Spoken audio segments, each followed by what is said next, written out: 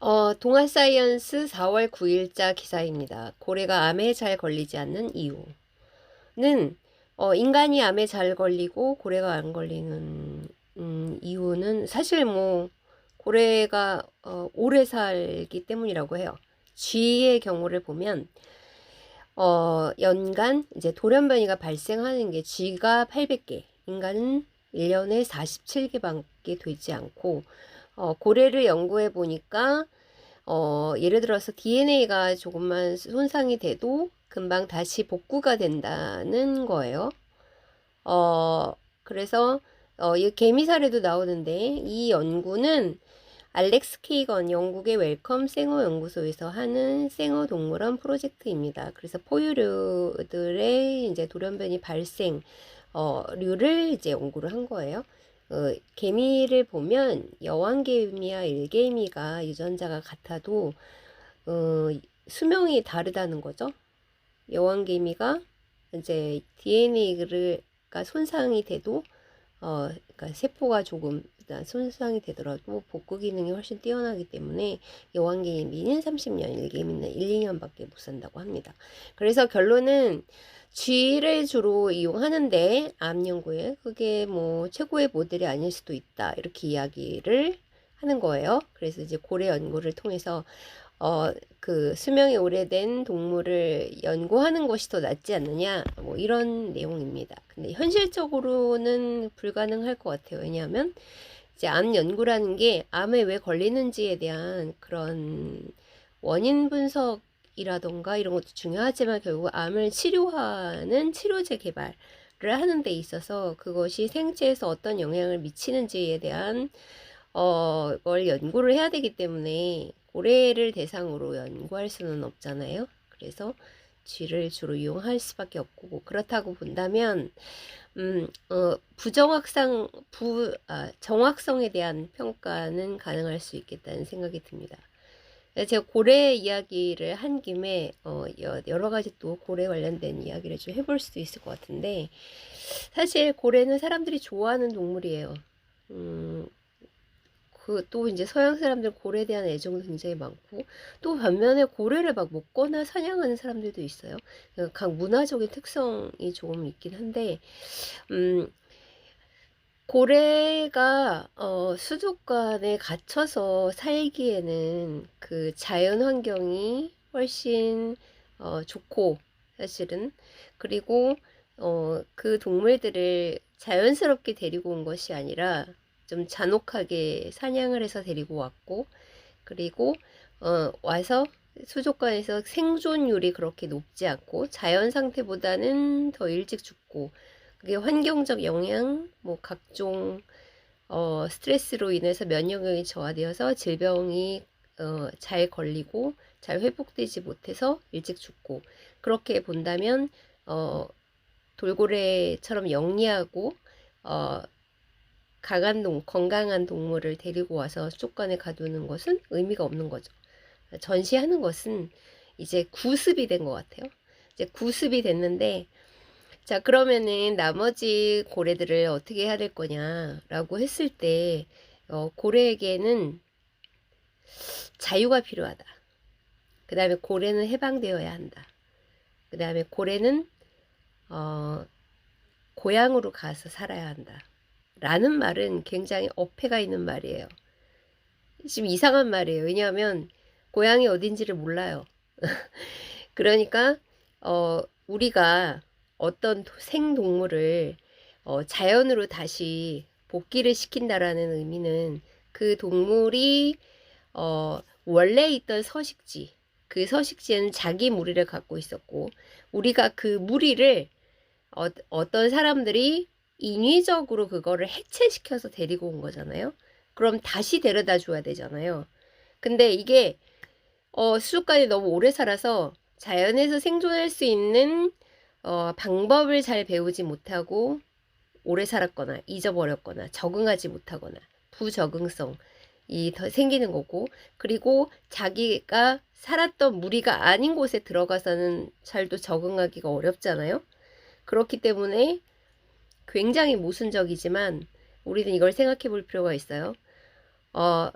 그 고래가 어디서 왔는지 그 이력 추적이라는 것이 불가능한 상태에서 그 동물을 다시 돌려보낼 수가 없다라는 것이에요. 그러니까 어떤 얘기들이 이제 나오기 시작하냐면 이 동물을 자꾸 방류하라고 이야기하거든요.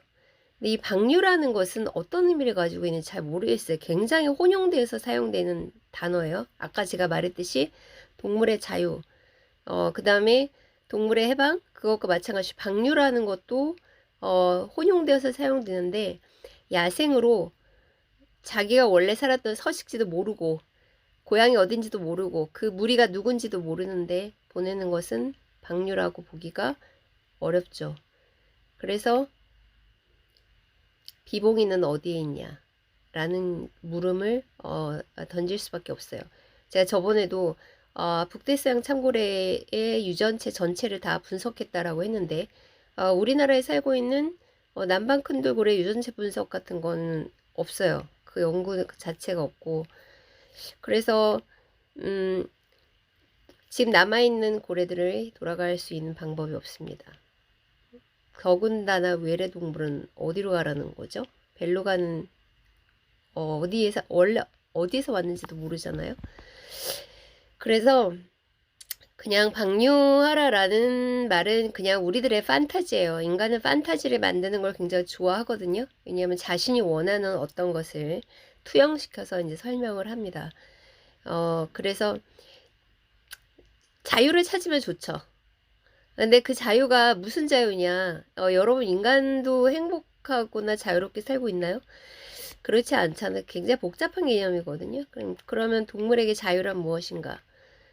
그냥 이렇게 인터넷상으로 댓글상에는 불쌍해요. 고향으로 돌려보내주세요. 라는 말을 그렇게 할 수 있지만 전문가들은 보낼 수가 없습니다. 근거도 없고. 그리고 중요한 것은 고래는 실험동물이 아니에요. 한번 풀어줬다가 뭐 어떻게 해야 되는지 한번 봅시다. 이것처럼 황당무계한 얘기가 없습니다. 여러분 고래는 실험동물이 아니에요. 그래서 아까도 말씀드렸듯이 어떤 수명과 DNA 복구와 관련된 연구는 가능했지만 이것을 암의 치료를 위한 실험을 고래에게는 할 수는 없기 때문에 아직까지 당분간 쥐를 이용한 실험이 이루어질 것 같아요. 그러니까 서로 처지가 다른 거죠. 그래서 그런 이야기를 쉽게 하면 안 됩니다. 무책임한 얘기죠. 어디로 보낸다는 건지 잘 모르겠어요. 금등대포도 못 찾았고 비봉이도 못 찾았고 그럼 이제 벨루가도 보내라는데 어디로 보내야 되는지 좀 말씀 좀 해주셨으면 좋겠어요. 전 세계 어느 과학자도 어디로 보내야 되는지에 대해서 답을 못 내놓고 있는데 도대체 왜 어디로 방류를 하라는 거죠? 그러다가 아무데나 풍덩 빠뜨려서 뭐 보낼 순 없잖아요. 알아서 잘 찾아가겠지? 너무 똑똑해서. 근데 그거는 여태까지 봤을 때 가능성이 별로 없는 이야기이기 때문에 그래서 동물원과 수족관의 정의를 좀 새롭게 할 필요가 있을 것이라고 생각합니다. 사람들이 굉장히 영리하다면 그리고 이성적이라면 그게 어떻게 변화해야 되는지에 대한 답을 알고 있을 것 같은데 그렇지 않거든요.